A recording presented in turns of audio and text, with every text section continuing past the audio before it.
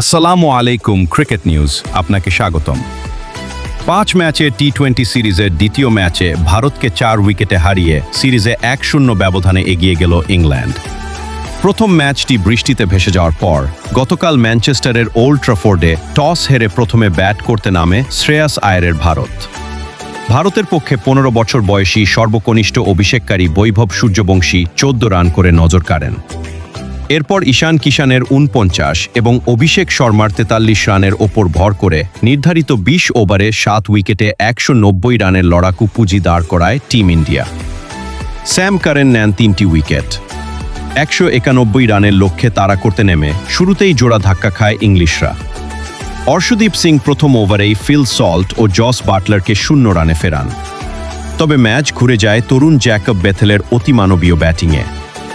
রবি বিষ্ণইয়ের 1 ওভারেই 29 run তুলে match নিজেদের পকেটে পুরেন তিনি।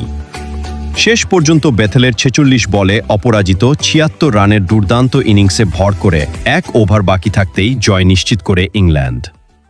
ম্যাচ সেরা হন জ্যাকব বেথেল।